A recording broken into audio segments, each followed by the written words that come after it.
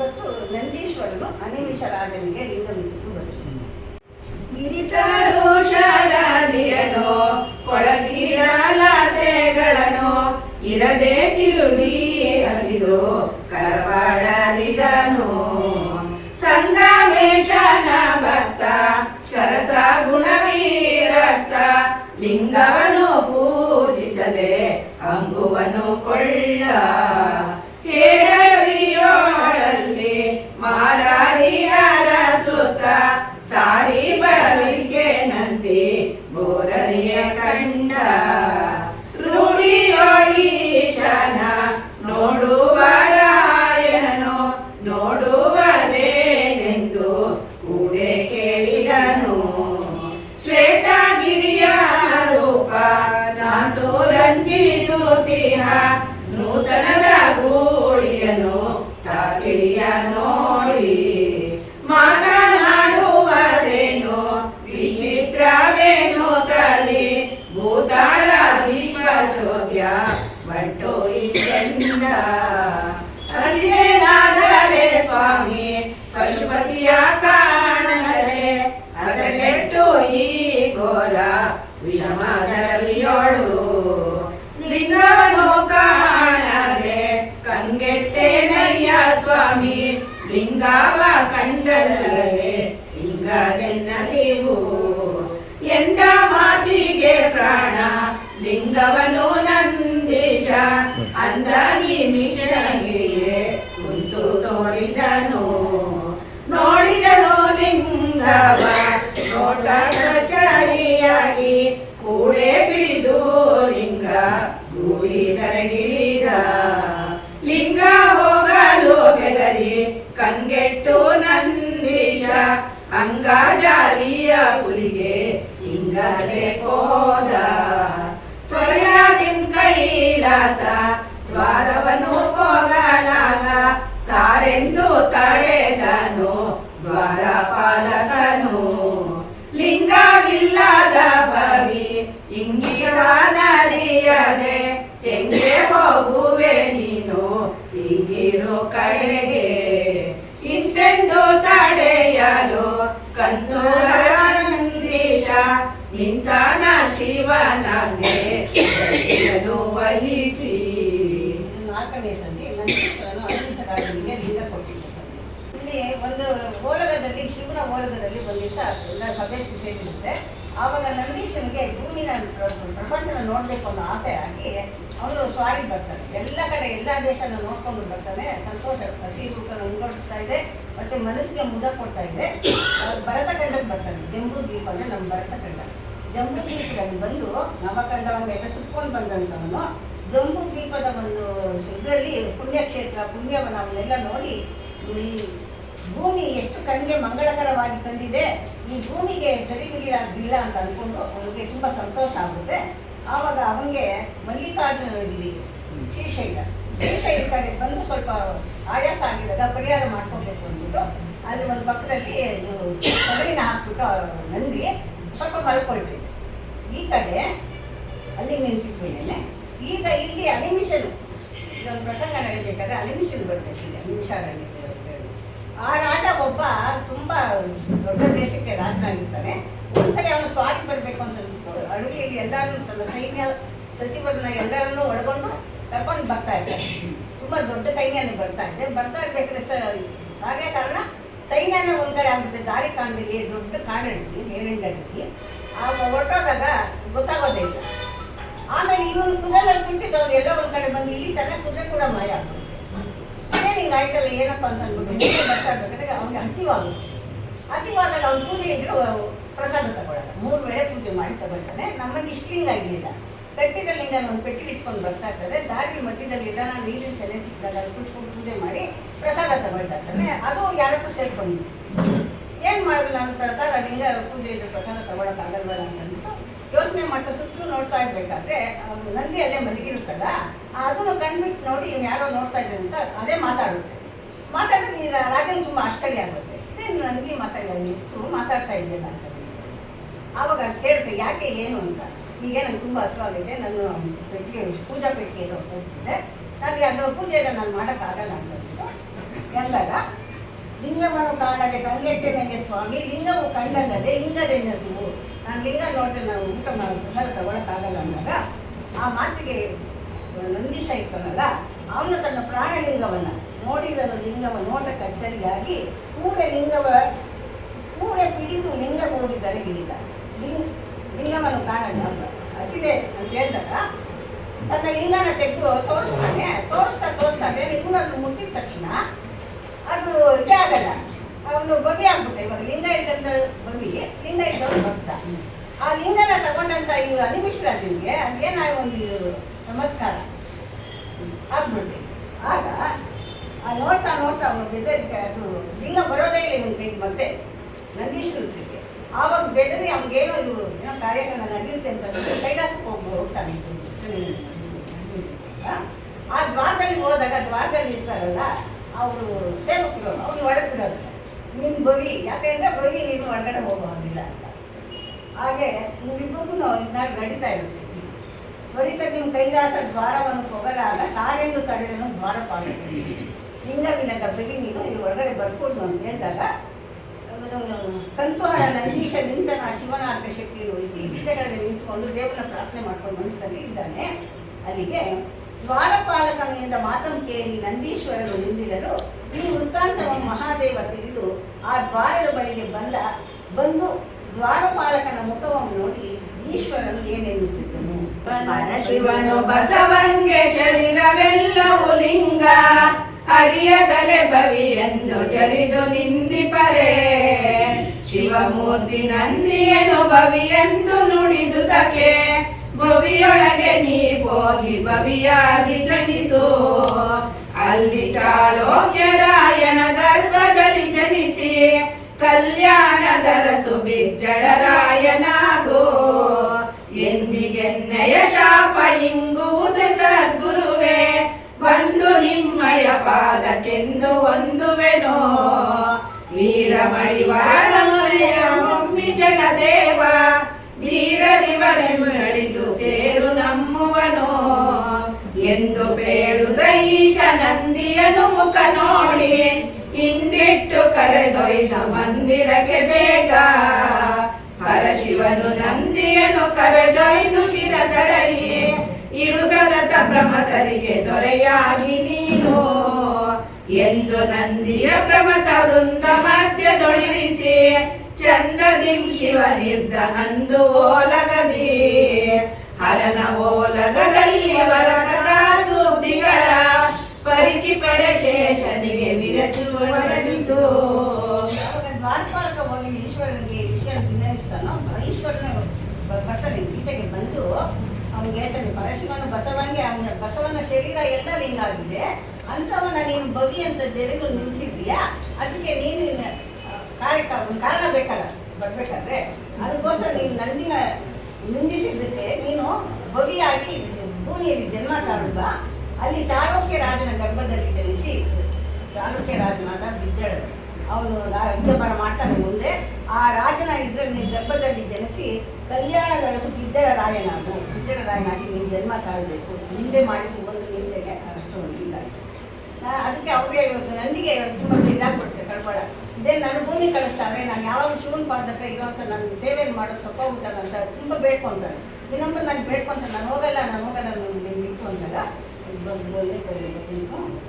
ಎಂದಿಗೆನ್ನೆಯ ಶಾಪ ಇಂಗುವುದು ಸದ್ಗುರುವೆ. ನೀನೇನೋ ನನ್ನ ಭೂಮಿ ಕಳಿಸ್ತಿದ್ಯಪ್ಪ, ನಾನು ಮತ್ತೆ ನಿನ್ನ ಪಾದಕ್ಕೆ ಬರಬೇಕು, ಆದಷ್ಟು ಬೇಗನೆ ಬರಬೇಕು, ಅದು ನೀನೇನಾದ್ರು ನನಗೊಂದು ಇದು ಮಾಡಿಕೊಡ್ಬೇಕು ವ್ಯವಸ್ಥೆ ಅಂತಂದ್ಬಿಟ್ಟು ಅಂದಾಗ ಹೇಳ್ತಾರೆ, ವೀರಮಡಿವಾಳ ಮೊಲ್ಲೆಭೂಮಿ ದೇವ ಜಗದೇವ ಧೀರರ ಅವರಿಂದ ಅಳಿದು ಸೇರು ನಮ್ಮವನು.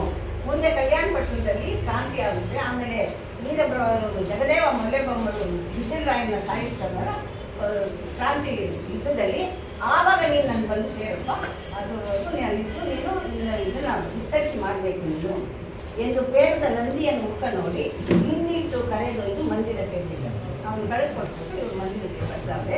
ಪರಶಿವನು ನಂದಿಯನ್ನು ಕರೆದೊಯ್ದು ಶಿರದಡಗಿ ನೀನು ಸತತ ಪ್ರಮತರಿಗೆ ದೊರೆಯಾಗಿ ನೀನು ಭೂಲೋಕಕ್ಕೆ ಹೋಗಿ ನೀನು ಒಬ್ಬಳೆ ಏನು ಮಾಡುವಂಥದ್ದಿಲ್ಲ, ನಿನ್ನ ಜೊತೆಗೆ ಎಲ್ಲರೂ ಬರ್ತಾರೆ, ಯಾರು ಪ್ರಮತ ಗಣಗಳೆಲ್ಲ ಬರ್ತಾರೆ, ನೀನು ಅವ್ರಿಗೆಲ್ಲ ಒಡೆಯನಾಗು, ಒಂದು ಉನ್ನತಾದ ಸ್ಥಾನದಲ್ಲಿ ನಿಂತು ಅಲ್ಲಿ ನಿನ್ನ ಮಹಿಮೆಯನ್ನು ಮೀರಿ ಅಂತ ಹೇಳ್ಬಿಟ್ಟು ಹೇಳಿದಾಗ ನಂದಿಯು ಪ್ರಮಥ ವೃಂದ ಮಧ್ಯದೊಳಿಸಿ ಚಂದ್ರನು ಶಿವನಿಂದ ಅಂದು ಓಲಗದನು. ಆ ನಂದಿಯನ್ನು ಹರಿಸಿ ಆ ಓಲಗದ ಮಧ್ಯದಲ್ಲಿ ಇರ್ತಾನಂತೆ. ಇಂಥ ಕಥೆಗಳು ಶಿವನ ಆಸ್ಥಾನದಲ್ಲಿ ದಿನಕ್ಕೆ ಎಷ್ಟೆಷ್ಟೋ ನಡೀತಾ ಇದ್ವಂತೆ. ಅರನ ಓಲಗದಲ್ಲಿ ವರಕಥಾ ಸುದ್ದಿಗಳ ಪರಿಪಡಿ ಶೇಷನಿಗೆ ವಿರಚಿಸುವಡರಿದು. ಆದಿಶೇಷನಿಗೆ ಸಾಧ್ಯ ಇಲ್ಲ, ಅಷ್ಟೊಂದು ಪ್ರಸಂಗಗಳು ನಡೀತಿದೆ. ಅದರಲ್ಲಿ ಇದು ಒಂದು ಅಂತೇಳಿ ಕವಿ ಈ ಮಾತನ್ನ ಹೇಳ್ಬಿಟ್ಟು ಅರನ ಓಲಗದಲ್ಲಿ ನಡೆದ ಕಥಾವೃತ್ತ ಅಂತ ಅನೇಕ ಉಂಟು. ಅದೇಂತೆಂದರೆ ಅದೇನು ಅಂತ ಮುಂದೆ ಹೇಳ್ತಾರೆ.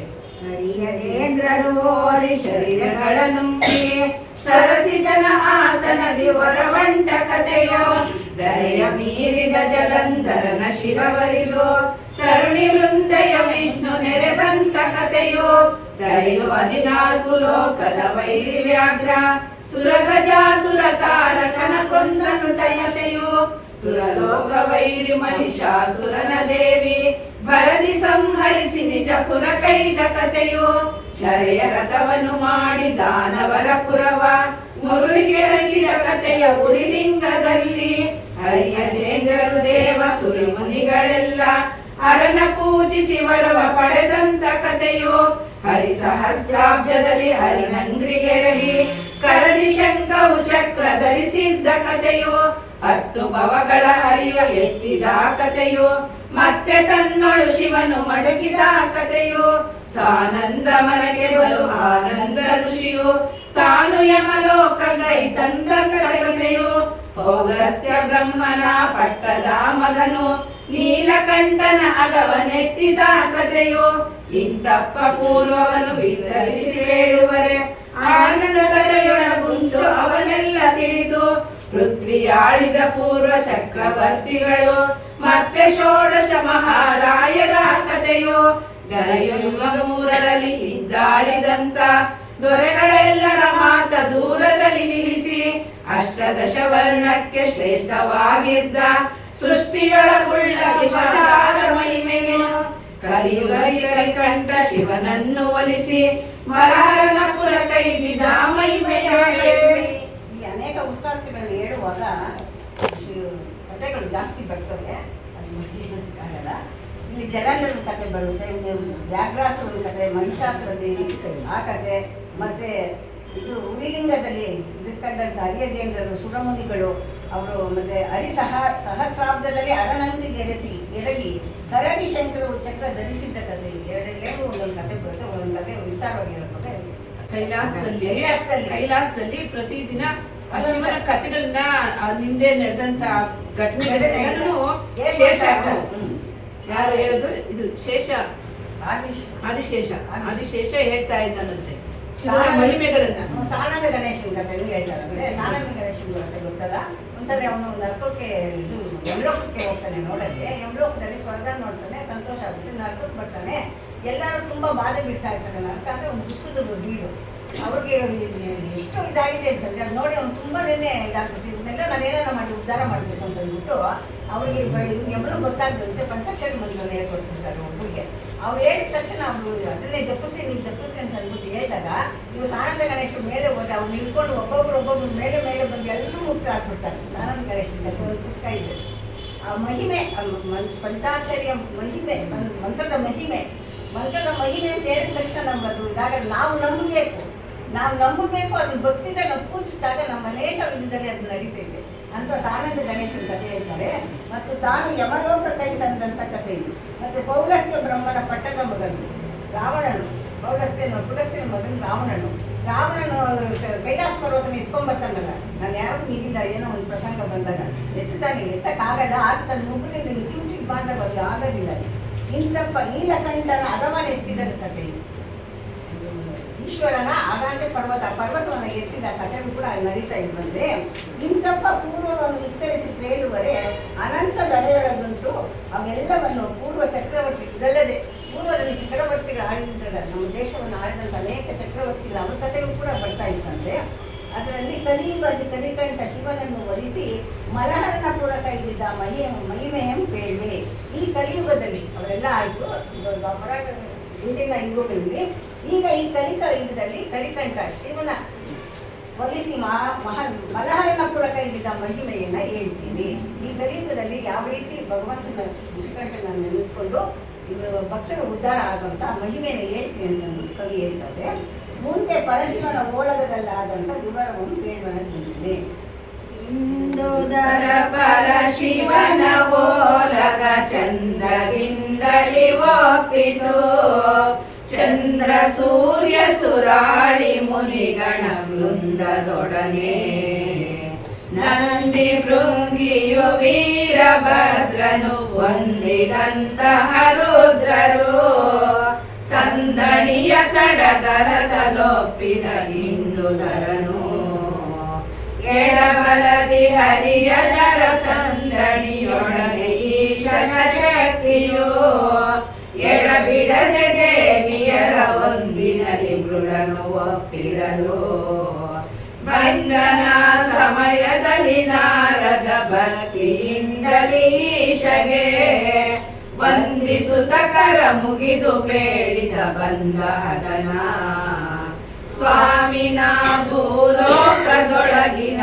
ಭೂಮಿಯೆಲ್ಲ ತಿರುಗಿದೆ, ಕಾಮಹರ ನಿಮ್ಮ ಪಾದ ಭಕ್ತಿಯ ಕಾಣಲಿಲ್ಲ. ನಿಂದ್ರಕರು ನಿಜವರಿಯದಿಹ ಭವ ಬಂದ ಕರ್ಮದ ಜೀವರು, ಸಂದು ಸಿಗರು ಸತ್ಯಹೀನರು ಹಂದೆ ಜನರು, ದೂಷಕರು ದುರ್ಬುದ್ಧಿ ಮನುಜರು ಏಸಿ ಜನರ ಲೋಕದಿ, ಪಾಶಬದ್ಧರು ಪಶು ಪಾಮರ ಪಾಪಿ ಜನರು. ಭರತ ಕಂಡದೊಳೆಲ್ಲ ನಿಮ್ಮಯ ಭಕ್ತಿಯುಳ್ಳ ಮನುಜರ, ಅರಸಿ ನೋಡಿದರೆಲ್ಲಿ ಕಾಣೆನು ಕರುಣನಿದೆಯೇ. ಕುಟಿಲ ಕುಹಕ ಬುದ್ಧಿ ಮನುಜರು ಕೂಡಿ ಸತ್ಯರ ಹಿರಿಯರ, ಅಟಮಟದ ಸಟೆಗಳಲ್ಲಿ ಅವರನ್ನು ತಿಟಕೆ ತರರು.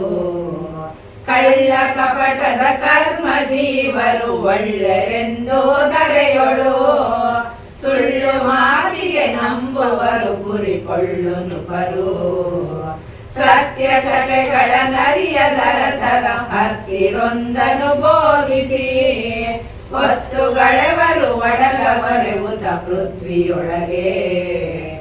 ಆದಿ ಮಾತನು ಹಲವು ಸಟೆಯನು ಬೋಧಿಸುತ್ತಲಾ ನೃಪರನು, ಆದಿಗೆಡಿಸಿಯೇ ಕೆಡವುವರು ಕರ್ಮದ ಬಾಧೆಗವರ. ದಾನ ಧರ್ಮದ ಒಲವು ತಪ್ಪಿತು ಧಾತ್ರಿಯೊಳಗೆ ನೋಡಲು, ಮಾನನಿಧಿ ಪರಮಾತ್ಮ ಸದ್ಗುರು ನೀನೆ ಬಲ್ಲೆ. ಪರಶಿವನ ಓಲಗಾಯಲ್ಲಿ ಚಂದ್ರನಿಂದ ಒಪ್ಪಿದಂತೆ ಅವನು ಓಲಗಾಯಿ ದಿನ ಹೇಳ್ತಾರೆ. ಯಕ್ಷ ರಾಕ್ಷಸ ಗರುಡ ಗಂಧರ್ವ ಕಿನ್ನರ ಕಿಂಪುರುಷರಾದಿಯಾಗಿ ಸುರರು ಎಲ್ಲ ದೇವತೆಗಳು ಎಲ್ಲ ಸೇರಿ ಒಂದು ಓಲಗ ನಡೀತಾ ಇರಬೇಕಾದ್ರೆ ಆ ಶಕ್ತಿ ದೇವತೆಯೂ ಇದ್ದಾಳೆ, ಎಡಬಲದಿ ಶಕ್ತಿ ದೇವತೆ ಇದ್ದಾಳೆ. ಆ ಸಮಯದಲ್ಲಿ ಒಂದ್ಸಲ ನಾರದ ಬರ್ತಾರಂತೆ ಕೈಲಾಸಕ್ಕೆ ಬಂದು ಹೇಳ್ತಂತೆ, ತುಂಬ ಭಕ್ತಿಯಿಂದ ಕರ ಮುಗಿದು ಬರುವಂತಿಗೆ ಹೇಳ್ತಾರೆ, ಏನಪ್ಪ ನೀನು ಬಂದು ನಾರದ ಬಂದ ಕಡೆ ಒಳ್ಳೇದು ಮಾಡೋದಕ್ಕೆ ಅವ್ನು ಮಾಡೋದು ಅಂತ ಇಷ್ಟಲ್ಲ, ಅದಕ್ಕೇನು ನೀನು ಬಂದಿದ್ದಲ್ಲ ಇದಕ್ಕಿದ್ದು ಬಂದಿದ್ದೇನಪ್ಪ ಅಂತ ಕೇಳಿದಾಗ, ಸ್ವಾಮಿ ನಾನು ಪೂರ್ವೋಕ್ತಗಳಿಗೆ ಎಲ್ಲ ಕಡೆ ತಿಳ್ಕೊಂಡು ಬಂದೆ, ನಿಮ್ಮ ಪಾದವ ಭಕ್ತಿಯಿಂದ ನಿಮಗೆ ಅವ್ರು ಒಬ್ಬರೂ ಇಲ್ಲಪ್ಪ. ಎಲ್ಲ ಜನ ಹೇಗೆ ಆಗ್ಬಿಟ್ಟಿದ್ದಾರೆ ಅಂತಂದರೆ ನಿಮ್ಗೆ ನೆನೆಸ್ಕೊಂಡು ಒಂದು ಭಕ್ತಿಯಿಂದ ಒಂದು ಮಾರ್ಗದಲ್ಲೇ ಇಲ್ಲ, ಆ ರೀತಿ ಇದ್ದಾರೆ. ನಿಂದಕರು ಇದ ವರಿಯದಿನ ಭವ ಬಂದ ಕರ್ಮರು ಜೀವರು, ಸಂದು ಮುಸಿಕರು ಸತ್ಯಹೀನರು ಅಂದೇ ಜನರು. ಎಲ್ಲ ಹೀನ ಜನ ಆಗ್ಬಿಟ್ಟಿದ್ದಾರೆ, ಭಕ್ತಿ ನಮ್ಗೆ ಬಿಟ್ಬಿಟ್ಟು ಮಾಡಬಾರ್ದೆಲ್ಲ ಮಾಡಿಕೊಂಡು ಏನೆಲ್ಲ ಅವ್ರ ಮನಸ್ಸಿಗೆ ಬಂದಂಗೆ ವರ್ತನೆ ಮಾಡ್ತಿದ್ದಾರೆ ಅಂತ ಭರತಖಂಡದಲ್ಲಿ ನಿಮ್ಮ ಭಕ್ತಿಯುಳ್ಳ ಮನುಜರನ್ನ ಅರಸಿ ನೋಡಿರೋದೆಲ್ಲೂ ಕಾಣೆನು, ಯಾರನ್ನ ಇದಾರ ಒಬ್ಬರನ್ನ ಅಂತ ನೋಡ್ರೆ ಎಲ್ಲೂ ಒಬ್ಬರು ಕೂಡ ಇಲ್ಲಲ್ವಾ ಅಂತ ಶಿವನ ಮುಂದೆ ತನ್ನ ದಿನಹನ್ನ ಹೇಳಿದಾಗ ಹೇಳ್ತಾರೆ. ಕುಟಿಲ ಕುಹಕ ಬುದ್ಧಿ ಮನುಜರು ಕೂಡಿ ಸತ್ಯರ ಹಿರಿಯರ ಹಠಮಠದ ಸತ್ಯಗಳಲ್ಲಿ ಅವರು ದಿನಕ್ಕೆ ತರಲು. ಒಳ್ಳೆಯವರು ಇದು ಕೂಡ ಈ ಕೆಟ್ಟ ಜನರ ಇದರಲ್ಲಿ ಅವರು ಇದು ಬೆಳಕಕ್ಕೆ ಬರ್ತಾ ಇಲ್ಲ. ಕಲಿಯುಗ ಅಲ್ವಾ ಇದು, ಕಲಿಯುಗದ ಪ್ರಭಾವದಿಂದ ಏನೋ ನಡೀತಾ ಇದೆ. ಕಳ್ಳರು ಕಪಟರು ಎಲ್ಲರೂ ಮತ್ತೆ ಸತ್ಯ ಸುದ್ದಿಗಳನ್ನೇ ಹೇಳ್ತೀರಾ, ಅಗಸರ ಹತ್ರ ಇನ್ನೊಬ್ಬರ ಹತ್ರ ಸುಳ್ಳೇನು ಕೂಡ ಸತ್ಯನೇ ಅನ್ನೋ ರೀತಿಲಿ ಹೇಳ್ತಾವಂತೆ. ಈಗ ವಿದ್ಯಮಾನಗಳು ನಡೀತಾ ಇದೆಯಲ್ಲ, ಇರೋದೇ ಒಂದು ಇನ್ನೊಂದು ಒಂದು ಹೇಳಿ ಅದನ್ನೇ ಮುಚ್ಚಿಸ್ಬಿಟ್ಟು ಆ ರೀತಿ ನಡೀತಾ ಇದೆ. ಅದರ ಒತ್ತು ಕಳೆಯವರು ಒಡಲ ಹೊರೆಯುತ್ತ ಪೃಥ್ವಿಯೊಳಗೆ, ಅದರಿಂದ ತಮ್ಮ ಹೊಟ್ಟೆಪಾಡಿಗೆ ಉದರ ನಿಮಿತ್ತ ಬಹುಮುಖ ವೇಷ ಆ ರೀತಿ ಮಾಡಿಕೊಂಡು ನಡೀತಾ ಇರಬೇಕಾದ್ರೆ ದಾನ ಧರ್ಮ ಮೊದಲೇ ಇಲ್ಲ ರಾತ್ರಿಯೊಳಗೆ. ಪರಮಾತ್ಮ ಅದು ನಿನಗೆ ಗೊತ್ತಿಲ್ಲದೆ ಏನಿಲ್ಲ, ನೀನು ಯಾಕೆ ಸುಮ್ಮನೆ ಇದ್ದೀಯ ಅಂತಂದ್ಬಿಟ್ಟು ನಾರದ ಅವರಿಗೆ ಒಂದು ವಿನಹನ ಕೊಡ್ತಾರೆ. ಇಂತೆಂದು ನಾರದ ಕೇಳಿದ ಮಾತನ್ನು ಕೇಳಿ ಮಹಾದೇವ ನಂದೀಶ್ವರನ ಮುಖವನ್ನು ನೋಡಿ ದ್ವಿತೀಯ ಶಂಭುವೇ ಬಾ ಎಂದು ಕರೆಯಲು ಪ್ರಮಥರೆಲ್ಲರೂ ಏಕೋ ದೇವಃ ಶಂಭು ಎಂದು ಸರ್ವರು ಪ್ರಾರ್ಥಿಸಿ ಮುಕ್ತಿಯಂ ಪಡೆವರು. ಅದನ್ನುಳಿದು ದ್ವಿತೀಯ ಶಂಭು ಎಂಬ ನಾಮಗೀತಗೇಕೆಂದು ಕೋಪಿಸಲು ಇವನಿಗೆ ಸಲ್ಲುವುದೋ ಸಲ್ಲದೋ ನೋಡಿ ಬಂದಿ ಎಂದು ಎಲ್ಲರನ್ನು ದರೆಗೆ ಕಳಿಸಬೇಕೆಂಬ ಯೋಚನೆಯಿಂದ ಮಹಾದೇವನೇನು ಈ ನಾಲ್ಕು ಮಾತಿಗೆ ಮಹಾದೇವನ ನಂದೀಶ್ವರ ಕೂತಿದ್ದಾಗ ನಾಲ್ಕು ಹೇಳಿದ ಮಾತಿಗೆ ಒಂದು ಪರಿಹಾರ ಬೇಕಿರೋ ಸಮಸ್ಯೆ ಬಂದಿದ್ದು ಬಿಡೋಗ್ತದೆ, ಅದಕ್ಕೆ ಒಂದು ಪರಿಹಾರ ಬರಬೇಕು ಅಂತ ನಂದೀಶನ ಮುಖ ನೋಡಿ ಹತ್ರ ಕರೆದಂತೆ ತಂದ್ರೆ ಹೇಗೆ ಕರೆದು ದ್ವಿತೀಯ ಶಂಭು ಅಂದ್ಬಿಟ್ಟು ಅವನು ಒಬ್ಬನೇ ಶಂಭು ಪ್ರಪಂಚಕ್ಕೊಬ್ಬನೇ ಶಂಭು, ಆದರೆ ದ್ವಿತೀಯ ಶಂಭು ಅಂತ ಕರೆದಾಗ ಅಲ್ಲಿದ್ದವ್ರಿಗೆಲ್ಲ ಕೋಪ ಬಂತು.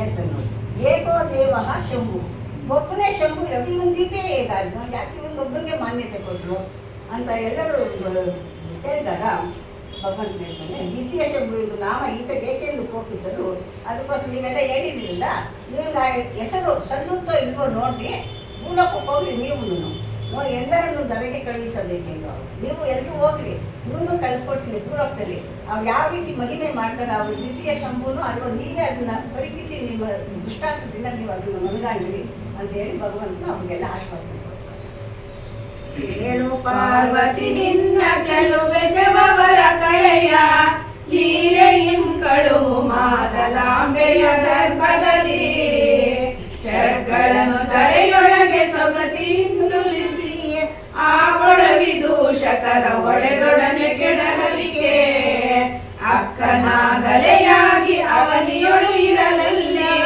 ಗರ್ಗನವಳಲ್ಲಿ ಮುಡಿಯ ಸ್ತಂದನು ದಯಿಸಲಿ ಈಶನಪ್ಪಣೆಯಿಂದ ಈಶ್ವರಿಯವರ ಕಳೆಯೋ ಶಾಶ್ವತದಿ ಮಾದಲಾಂಬೆಯ ಸೆಲೆಗಳಲ್ಲಿ ಭಾಗವಾಡಿಯ ಪುರವ ಪಾಲಿಸುವ ಮಾದರಸ ಭೋಗ ಭಾಗ್ಯದಿ ಸುಖದಿ ಬಾಳುತ್ತಿರಲೆಂದು ಪುತ್ರಿಯನ್ನು ಪಡೆದು ಬೆಸರಿಟ್ಟು ನಾಗಲೆ ಎಂದು ದಾತ್ರಿಯಳು 4 ವರುಷ ನಡೆಯಲಿಕೆ ಗಂಡು ಮಗನನ್ನು ಬಯಸಿ ಕಳವಳಗೊಳ್ಳುತ್ತಲ್ಲಿ ಮಂಡಲದಿ ಶ್ರೀ ನಂದಿ ನೋಂಪಿಗೈದಿಯರೋ.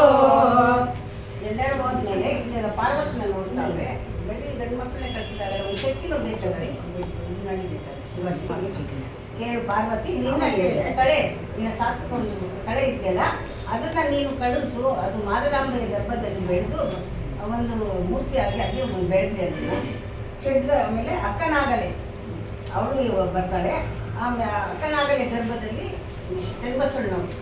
ಚನ್ನಬಸವಣ್ಣವರು ಉದಯಿಸ್ತಾರೆ ಅಂತ ಈಶ್ವರನ ಅಪ್ಪಣೆಯಿಂದ ಈಶ್ವರಿಯು ಹೊರಕಳೆಯು ಶಾಶ್ವತತೆ ಮಾದಲಾಂಬೆ ಸುತೆಯಾದರೆ ಮಾದಲಾಂಬೆಯ ಗರ್ಭದಲ್ಲಿ ಇದು ಸ್ಕಂದನು ಅಕ್ಕನಾಗಮ್ಮನ ಗರ್ಭದಲ್ಲಿ ಪಾಲಿಸ್ತಾ ಇರಬೇಕಾದ್ರೆ ಇಲ್ಲಿ ಬಾಗೇವಾಡಿ ಕೂಡ ಮಾದರಸರು ಮಾದಲಾಂಬೆಗೆ ಬಾಗೇವಾಡಿಯನ್ನು ಊರಿನಲ್ಲಿರ್ತಾರೆ. ಅಗ್ರಹಾರ ಬ್ರಾಹ್ಮಣರ ಕೇರಿನ ಅಗ್ರಹಾರ ಅವರ ಎಲ್ಲ ಬ್ರಾಹ್ಮಣರಿರ್ತಾರೆ. ಆ ಅಗ್ರಹಾರಕ್ಕೆ ಇವನು ಯಜಮಾನಿಗೆ ಮಾದರಸ ಇಲ್ಲಿ ಬಾಗೇವಾಡಿಯ ಪುರಪ ಪಾಲಿಸುವ ಮಾದರಸರು ಭೋಗ ಭಾಗ್ಯ ಸುಖದಿಂದ ಇರ್ತಾನೆ. ಅವ್ರಿಗೆ ಒಬ್ಬ ಮಗಳಿರ್ತಾಳೆ ಅಕ್ಕನಾಗಮ್ಮ ಅಂತ ಬಂದು ಇರ್ಬೇಕಾದ್ರೆ ಒಂದೇ ಹೆಣ್ಣು ಮಗು ಇದೆ, ಅದಕ್ಕೆ ಮುಂದೆ ಮಕ್ಕಳಾಗಿಲ್ಲ ಅಂತ ಅಂದ್ಬಿಟ್ಟು ಗಂಡು ಮಗನ್ನ ಬಯಸಿ ಒಂದು ನೋಂಪಿನ್ ಮಾಡ್ತಾಳೆ. ವ್ರತ ಮಾಡಿದಾಗ ಗಂಡು ಮಗನನ್ನು ಬಯಸಿ ಕಳವಳಗೊಳ್ಳುತ್ತಲ್ಲಿ ಮಂಡಲದ ಶ್ರೀ ನಂದಿ ನೋಂಪಿನು ವ್ರತ ಮಾಡಿದ್ರು. ಭೂಲೋಕದಲ್ಲಿ ಒಂದು ಹೊಸ ಸೃಷ್ಟಿ ವೈಭವದ ಸೃಷ್ಟಿಯನ್ನು ಮೆರೆದು ನೀವು ಬಂದರೆ ಹೇಗೆ ಅಂತ ನೀವು ನೋಡಿ ಅಂತ ಅಂದ್ಬಿಟ್ಟು ಆ ಗಣನ ತಿಂತೀನಿ ಇರ್ತಾರೆ ಕೈಲಾಸಲ್ಲಿ ಎಲ್ಲರೂ ಬರ್ತಾರೆ. ಒಬ್ಬೊಬ್ಬರು ಒಂದೊಂದು ಜಾಗನ ಕೊಟ್ಟು ಅವ್ರವ್ರ ಇಷ್ಟ ಬಂದ ಜಾಗದಲ್ಲಿ ಹೋಗಿ ನೀವು ಜನ್ಮಿಸಿ ನಿಮ್ಮ ಕಾರ್ಯ ಏನಿದೆ ಬಸವಣ್ಣನ ಜೊತೆ ಕೂಡಿ ಎಲ್ಲರೂ ನೀವು ಮಾಡಿರಿ ಅಂತಾರೆ. ಅದಕ್ಕೆ ಬಸವಣ್ಣನ ಮುಂದೆ ಬಂದಾಗ ಅವ್ರಿಗೆಲ್ಲ ಕಾರ್ಯದ ಒತ್ತಡದ ಬಂದವರಿಗೆ ಒಬ್ಬರೇ ಮಾಡೋಕ್ಕಾಯ್ತದೆ. ಅವ್ರು ಮಾಡಿದ್ರು ಬಸವಣ್ಣವ್ರು ಆಗ ಪೂರ್ವಕವಾಗಿ ಹಿಂದೆ ಅವ್ರಿಗೆ ಎಷ್ಟು ಜನ ಒತ್ತು ಕೊಟ್ಟರು, ಯಾವ್ಯಾವ ದೇಶದಿಂದ ಹಿಂಗೆ ಬಂದರು ಅದೆಲ್ಲ ಮುಂದೆ ಬರುತ್ತೆ.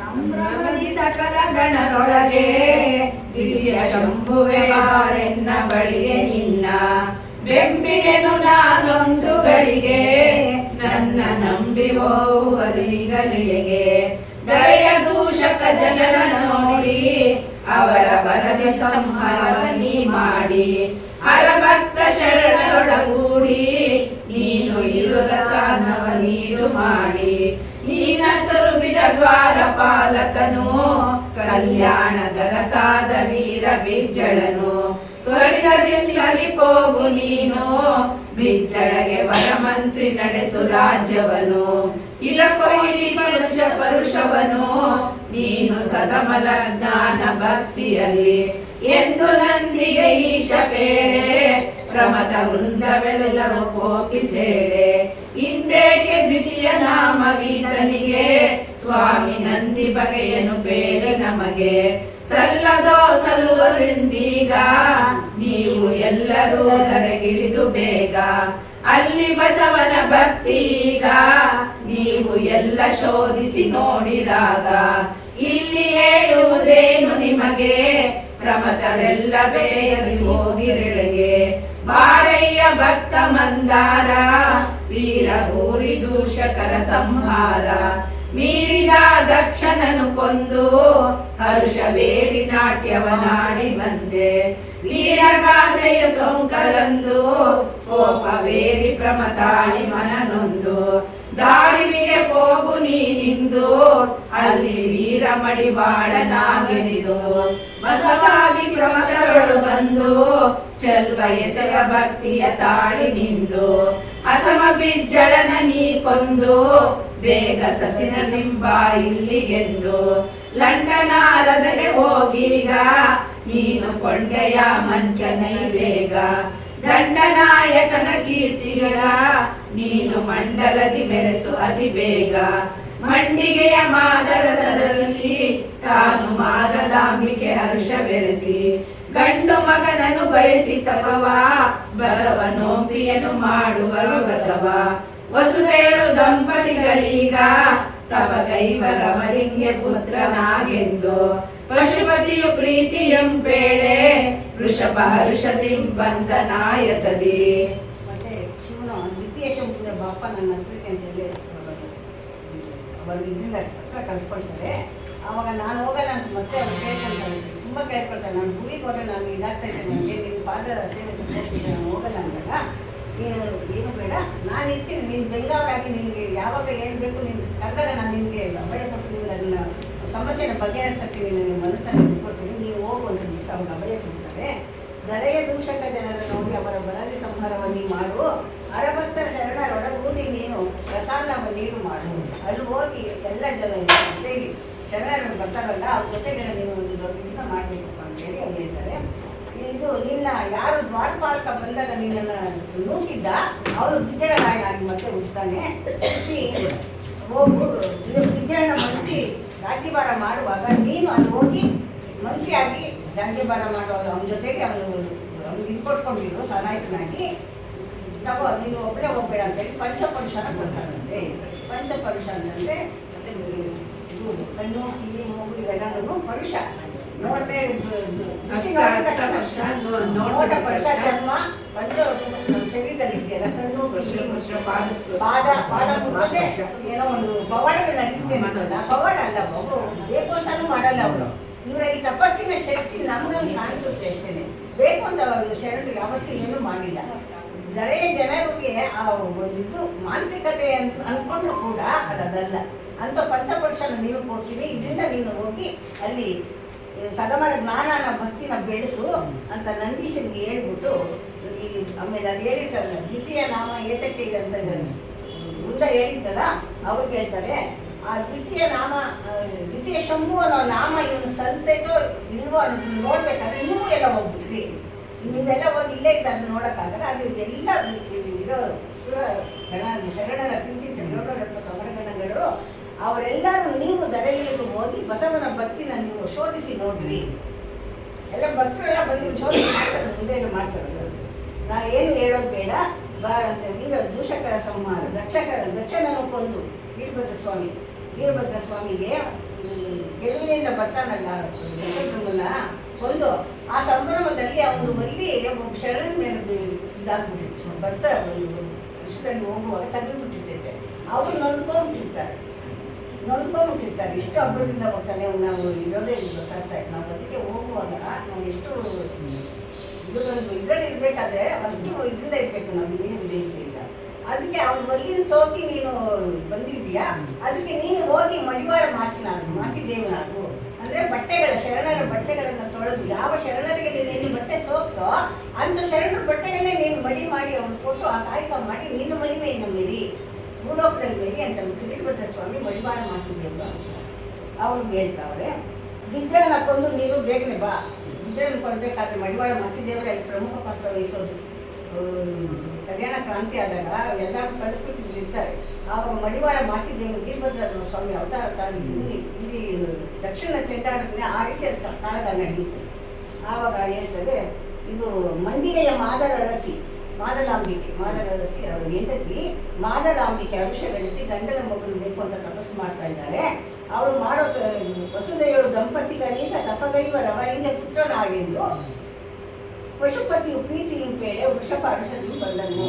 ಈ ನಂದಿ ಮಾದರಸನ ಮಗನಾಗಿ ಹುಟ್ಟಿ ನಾವು ಗರ್ಭದಲ್ಲಿ ಬಂದು ಬಸವನಾಗಿ ನೀನು ಮಹಿಮೆಯಿಂದ ಮೇರೆದು ಬಾ ಅಂತಂದ್ಬಿಟ್ಟು ಒಬ್ಬೊಬ್ಬರು ಒಂದೊಂದು ದಾರಿ ಹೇಳಿ ಜನನದ ವೃತ್ತಾಂತವನ್ನು, ಮುಂದಿನ ವೃತ್ತಾಂತವನ್ನು ಅವರಿಗೆ ತಿಳಿಸ್ಕೊಟ್ಬಿಟ್ಟು ಹೇಳ್ತಾರೆ.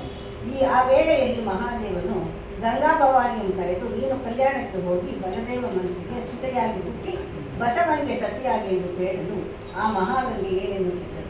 ಶಕ್ತಿ ದೇವತೆ ಉಮೆಯನ್ನು ಕಳಿಸಿದ. ಉಮೆ ಬರ್ತಾಳೆ ಭೂಮಿಗೆ. ಗಂಗಾಭವಾನಿ ಇದ್ದಾಳೆ ತಲೆಯಲ್ಲಿ, ಅವಳಿಗೂ ಒಂದು ಪಾತ್ರ ಕೊಡಬೇಕಲ್ಲ, ಇಲ್ಲಿ ಪಾತ್ರ ಬೇಕು. ನೀನು ಬಲದೇವ ಮಂತ್ರಿ ಅಂತಿರ್ತಾನೆ, ಅವನಿಗೆ ನೀನು ಮಗಳಾಗಿ ಹುಟ್ಟಿ ಅಲ್ಲೂ ನೀನು ಕಾರ್ಯ ವಿಸ್ತರಿಸಿಯಲ್ಲ, ಅವನಿಗೆ ಸಹಕರಿಸಿಕೊಂಡು ನೀನು ಮಾಡೋ ಜೊತೆ ಹೇಳಿ ಅವರು ಅವರಿಗೆ ಕಳಿಸ್ತಾರೆ. ಸಕಲ ದೇವಾಸುರರ ಕರ್ತೋ ಎಲೆದೇವ, ನೀನು ಅಖಿಲ ಬ್ರಹ್ಮಾಂಡ ಒಡೆಯ ಎಲೆದೇವ. ಅಗಳಂತ ನಿಮ್ಮರಸಿ ನಾನು ಎಲೆದೇವ, ನಿಮಗೆ ಸುಖವೇ ನಾನೊಬ್ಬ ಸಸಿಯಾಗುವುದೇ ಎಲೆದೇವ. ಆದಿಮೂರ್ತಿ ಅಖಿಲ ಕೀರ್ತಿ ಎಲೆದೇವ, ವೇದ ಬೇಡ ಪುರಾಣಂಗಳೊಡೆಯ ಎಲೆದೇವ. ಆದೆ ನಿಮ್ಮ ಅರಸಿ ನಾನು ಎಲೆದೇವ, ಬಿಟ್ಟು ಹೋದೇನೆಂದು ಮತ್ತೊಂದು ಕಡೆಗೆ ಎಲೆದೇವ. ನಿನ್ನ ಮೋಹದರಸಿಯಾಗಿ ಎಲೆದೇವ, ಪರರಿಗಿನ್ನೂ ಸತಿ ನಾನಾಗಲಾರೆ ಎಲೆದೇವ. ನಿನ್ನ ಕರುಣ ತಪ್ಪಿತೇನೋ ಎಲೆದೇವ, ಎನ್ನ ಅನ್ಯಾವಶವ ಮಾಡುತ್ತಿದ್ದೆ ಎಲೆದೇವ. ಕಂಜಮುಖಿ ಕಮಲಾಕ್ಷಿ ಕೇಳು ಎಲೆಗಂಗೆ, ನೀನು ಅಂಜಬೇಡ ಮಾತಾ ಕೇಳು ಎಲೆಗಂಗೆ. ಮಂಜುಳಾಂಗ ಮಂತ್ರ ಜೀವ ಎಲೆಗಂಗೆ, ಬಸವ ಸಂಜೀವ ಸಕಲ ವ್ಯಾಪಕನು ಎಲೆಗಂಗೆ. ಆದಿಯಲ್ಲಿ ಎನ್ನ ಕಡೆಯೋ ಎಲೆಗಂಗೆ, ಕೇಳು ಶೀಲಾದ ಋಷಿಗೆ ಕಂದನಾದ ಎಲೆಗಂಗೆ. ಭೇದವಿಲ್ಲ ಬಸವ ನನಗೆ ಎಲೆಗಂಗೆ, ಬಸವ ಆದಿ ಕಾಯನು ನಾನೇ ಪ್ರಾಣ ಎಲೆಗಂಗೆ. ಕಾಯವೆರಡು ಜೀವ ಒಂದು ಎಲೆಗಂಗೆ, ಸರ್ವೋಪಾಯದಲ್ಲಿ ಆಡುತ್ತೇವು ಎಲೆಗಂಗೆ. ನೋಯ ಬೇಡ ಧರೆಗೆ ಹೋಗು ಎಲೆಗಂಗೆ, ನಿಮ್ಮ ಕಾಯದೊಳಗೆ ಆಡುತ್ತೇವು ಎಲೆಗಂಗೆ. ರೂಢಿಯೊಳಗೆ ಪ್ರಮತ ಗಣಕೆ ಎಲೆಗಂಗೆ, ನೀನು ನೀಡಿ ಮಾಡಿ ಸುಖದಲ್ಲಿರೋ ಎಲೆಗಂಗೆ. ಕೂಡೆ ಬಂದು ಸಕಲ ಗಣಕೆ ಎಲೆಗಂಗೆ, ನೀವು ಬೇಡಿದಿಷ್ಟ ತಂಗಳ ಕೊಡುವೆ ಎಲೆಗಂಗೆ. ಇಲ್ಲಿ ಬಲದೇವ ಮಂತ್ರಿ ಮಗಳ ಸುತೆಯಾಗಿ ಹುಟ್ಟಿ ಬಸವನಿಗೆ ಸ್ತುತಿಯಾಗಿ ಎಂದು ಹೇಳಿರ್ತಾರೆ. ಗಂಗಾದೇವಿನ ಅಲ್ಲಿ ಕತೆ ಹೇಳಿದಾಗ ಗಂಗೆಗೆ ಇದು ಒಂಥರ ಮನಸ್ಸಿಗೆ ಮುಜುಗರ ಅನ್ನಿಸ್ತೈತೆ.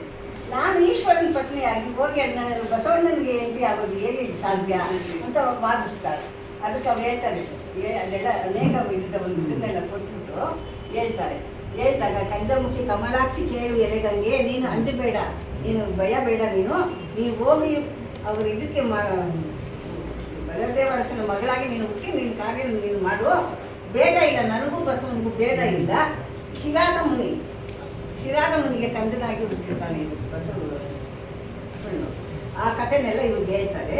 ಕಾಯ 2 ಜೀವ 1 ನಾವು, ಅದಕ್ಕೆ ಭೇದ ಇಲ್ಲ. ನೀನು ಅವನಿಗೆ ಸತಿಯಾಗಿ ಹೋಗೋದಲ್ಲಿ ಏನು ತಪ್ಪಿಲ್ಲ, ನಾನೇ ಹೇಳ್ತಾ ಇದ್ದೀನಿ ನೀನು ಹೋಗು ಅಂತ ಹೇಳಿದಾಗ, ರೂಢಿಯೊಳಗೆ ಪ್ರಮಥ ಗಣಕ್ಕೆ ಎಲೆಗಂಗೆ ನೀನು ನೀಡಿ ಮಾಡಿ ಸುಖದಲ್ಲಿರು. ಅಲ್ಲೋಗಿ ನೀನು ಕಾಯಕ ಏನು ಅಂತಂದರೆ ಗಂಗೆಗೆ ದಾಸೋಹ ವ್ಯವಸ್ಥೆ, ಕ್ರಿಯಾಶಕ್ತಿ ಗಂಗೆ, ಜ್ಞಾನಶಕ್ತಿ ನೀಲಾಂಗಿ, ಆಗ ಇಬ್ಬರು ಬರ್ತಾರೆ. ಇಲ್ಲಿ ಕ್ರಿಯಾಶಕ್ತಿ, ಇಲ್ಲಿ ದಾಸೋಹದಲ್ಲೇ ತನ್ನ ಜೀವಿತ ದಾಸೋಹ ಮಾಡಿಕೊಂಡು ಭಗವಂತ ಪ್ರೀತಿಯಾಗಿ ನಡ್ಕೊಂಡಂಥವಳು ಅದು ಗಂಗಾಂಬಿಕೆ. ಅಂಥದ್ರಲ್ಲಿ ಕೂಡ ಬಂದು ಸಕಲ ಗಣಕ್ಕೆ ಎಲೆಗಂಗೆ ನೀವು ಬೇಡಿದ ಇಷ್ಟಾರ್ಥಗಳ ಕೊಡುಗೆ ಎಲೆಗಂಗೆ. ನೀವೆಲ್ಲ ಜೊತೆಗೂಡ್ಕೊಂಡು ಒಬ್ರಿಗೊಬ್ರು ಸಮ್ಮುಖದಲ್ಲಿ ಒಂದು ಮಹಿಮೆಯನ್ನು ಮೆರೀರಿ. ಅದಕ್ಕೆ ನಾನು ಇಷ್ಟಾರ್ಥಗಳು ನೀವೇನು ಕೇಳ್ತಾರೆ ಅದನ್ನು ನಾನು ನಿಮ್ಗೆ ಒದಗಿಸ್ಕೊಡ್ತೀನಿ ಅಂತ ಅಂದ್ಬಿಟ್ಟು ಪರಮಾತ್ಮನವ್ರಿಗೆಲ್ಲ ಅಭಯನ ಕೊಟ್ಟು ಗಂಗೆಗೆ ಹೇಳ್ತಾನೆ. ಇಂತು ಶ್ರೀ ಗಂಗೆಗೆ ಬೇಡಿ ಒಡಂಬಡಿಸಿ ಮುದ್ದಿಸಿ ಬಳಿಕ ಜ್ಞಾನಶಕ್ತಿಯನ್ನು ಕರೆದು, ಜ್ಞಾನಶಕ್ತಿ ಕ್ರಿಯಾಶಕ್ತಿ ಅದು, ಜ್ಞಾನಶಕ್ತಿಯನ್ನು ಕರೆದು ಏನೆನ್ನುತ್ತಿದ್ದರು. ಭ್ರಮರ ಕುಂತಾಳೆ ಶಕ್ತಿ ಸುಮನ ಸಗುಣಯುತೆ ಅವನಿಗೈದುತೆ ನೀನು ಒಂದು ಕಾರಣದಿ. ಚಾಣಕ್ಯರಾಯನ ಶಿಶುವಾಗಿ ನೀನಿದ್ದು ಬಾಳಾಕ್ಷ ಬಸವಂಗೆ ಬಾಲ್ಯನಾಗು. ಇಂದು ದಾರನ ಮಾತ ಅಂದು ಕೇಳುತ್ತ ಶಕ್ತಿ ಒಂದು ಪ್ರತಿ ನುಡಿಯರೆ ಅಸಾಧ ನಿಂತೆನಲು. ಇಂದಿವರೆಲ್ಲರೂ ಕಂತು ಹರನೆ ಮಾಡಿ ಭೂತಳಕ್ಕೆ ಹಿಡಿದರು ಮಹಿಮೆ ವೀರರಿಗೆ. ಇಂದು ಶರಣರ ಲೀಲಾಮೃತ ಒದಗಲು ಮುಂದಣ ಕಥನಗೆ ಸೂಚನೆ ಮರದಾರನಾಜ್ಞೆಯಿಂದೆಲ್ಲ ಒದಗಿಗೆ ನಾವಿಡಿದಿಗೆ ಸಂಧಿಗಳಾತು. ಗಂಗೆಗೆ ಜ್ಞಾನಶಕ್ತಿ ಪಕ್ಕದಲ್ಲಿ ಕೊಟ್ಟ ಮಾಮಾಂತರ ಹೇಳ್ತಾಳೆ. ಗುಣ ಇದೆ. ಭೂಮಿಗೆ ಹೋಗಿ ಒಂದು ಕಾರಣದಿಂದ ಚಾಳುಕ್ಯರಾಗಿ ಮಗನಾಗಿ ಬಸವಣ್ಣನಿಗೆ ಪತ್ನಿಯಾಗಿ ನೀನು ಕ್ರಿಯಾಶಕ್ತಿಯ ಜ್ಞಾನಶಕ್ತಿಯಾಗಿ ನೀನು ಮೆರೆದು ನಿನ್ನ ಒಂದು ಇದನ್ನ ಕಾರ್ಯನ ಮುಗಿಸ್ಕೊಂಡು ಬಾ ಅಂತ ಹೇಳಿದಾಗ ಅವ್ರು ಏನು ಮಾತಾಡಲ್ಲ. ಗಂಗೆ ಆದರೂ ಹೇಳೋದ್ರಲ್ಲಿ ಇಲ್ಲಿ ಶಕ್ತಿ ಸ್ವರೂಪಿಣಿ ಉಮೆ ಏನು ಹೇಳಲ್ಲ. ಅವರೇ ನಿನ್ನ ಪ್ರಸಾದಪ್ಪ ಆಯ್ತು ಒಪ್ಕೊಂತಾರಂದ್ರೆ ನಿನ್ಗೆ ಒಂದು ಪ್ರತಿ ನುಡಿಯದಲ್ಲಿ ಅಸಾಧ ನಿಲ್ತಾನೆ. ಆಯ್ತು ನಿನ್ನ ಯೋಚನೆ ಸರಿತ ನಾನು ಹೋಗ್ತೀನಿ ಅಂತ ಹೇಳ್ತಾನೆ. ಇಂತಿವರೆಲ್ಲರೂ ಕಂಚುಹರನೆ ಬದಿ ಭೂತಳಕ್ಕೆ ಇಳಿದರು ಮಹಿಮೆ ಬೀರಲಿಕ್ಕೆ. ಹೀಗೆ ಒಬ್ಬೊಬ್ಬರು ಒಂದೊಂದು ಮಹಿಮೆಯನ್ನು ತೋರಿಸಿದ್ದು ಬಂದು ಇಲ್ಲಿ ಬಸವಣ್ಣ ಜೊತೆ ಹೋಗಿ ಅಂತೇಳಿ ಎಲ್ಲರೂ ಈ ಧರೆಗೆ ಬಂದ್ರಂತೆ. ಇದು ಶರಣ ಲೀಲಾಮೃತ ಒದಗಲು ಮುಂದಣ ಕಥನಕ್ಕೆ ಸೂಚನೆ ಸುಂದಂ. ಮದನ ಅರನಾಜ್ಞೆಯಿಂದೆಲ್ಲರ ಒದಗಿಯೇ ತಾವಿಳಿದಲ್ಲಿಗೆ ಸಂಧಿಗಳು 4 ಇಂತಿ ಪದ್ಯಗಳು 115 ಅಂತೂ ಸಂಧಿ 4 ಸಂಪೂರ್ಣ ಗಣನೆ 1229 ಮಂಗಳ ಮಹಾ ಶ್ರೀ ಶ್ರೀ ಶ್ರೀ ಶ್ರೀ. ಇದು ಶರಣಲೀಲಾಮೃತ. ಈ ಕಥೆಯಲ್ಲಿ ಶರಣರು ಭಗವಂತನ ಸೂಚನೆಯನ್ನು ತಗೊಂಡು ಅವರು ಇದನ್ನ ಆಶೀರ್ವಾದ ತಗೊಂಡು ಯಾವ ರೀತಿ ಭೂಮಿಗೆ ಬಂದರು, ಅವ್ರ ಕಥೆ ಏನಾಯಿತು ಅಂತ ಹೇಳೋ ಹೊತ್ತಿಗೆ ಈ ಸಂಧಿನ ನಾನು ಮುಗಿಸ್ಕೊಡ್ತಾ ಇದ್ದೀನಿ. ಇದಕ್ಕೆ ಮಂಗಳ ಹೇಳ್ತಾ ಇದ್ದೀನಿ ಅಂತ ಹೇಳಿ ಕವಿ ಹೇಳೋರೆ. ಮತ್ತು ಇವತ್ತು ಅಧ್ಯಾಯಕ್ಕೂ ನಾವು ಮಂಗಳ ಹೇಳ್ತಾ ನಮ್ಮ ಪ್ರವಚನ ನಮ್ಮ ಮುಗಿಸ್ಕೊಡ್ತೀವಿ. ಮೆರೆಸಿ ಮೆರೆಯುವ ಅಂಧಕಾರವು ತೊಲಗಲಿ, ಅಹಂಕಾರವ ಮೆರೆಸಿ ಮೆರೆಯುವ ಅಂಧಕಾರವು ತೊಲಗಲಿ. ಆತ್ಮ ಬೆಳಗುವ ಜ್ಞಾನ ತೆರೆಯುವ ಶಾಂತಿ ದೀಪವು ಬೆಳಗಲಿ. ಆತ್ಮ ಬೆಳಗುವ ಜ್ಞಾನ ತೆರೆಯುವ ಶಾಂತಿ ದೀಪವು ಬೆಳಗಲಿ. ಬಸವ ಬೆಳಕು ಭವದೆಯಲಿ, ಬಸವ ಬೆಳಕು ಬೆಳಗಲಿ. ಭವದ ಇರುಳು ಕಳೆಯಲಿ, ಹೃದಯ ನಯನವ ತೆರೆಯಲಿ. ಹೃದಯ ನಯನವ ತೆರೆಯಲಿ, ಸದಯ ಬಸವನ ನೆನೆಯಲಿ. ಕಲ್ಯಾಣ ಬಸವನ ನೆನೆಯಲಿ, ಕಲ್ಯಾಣ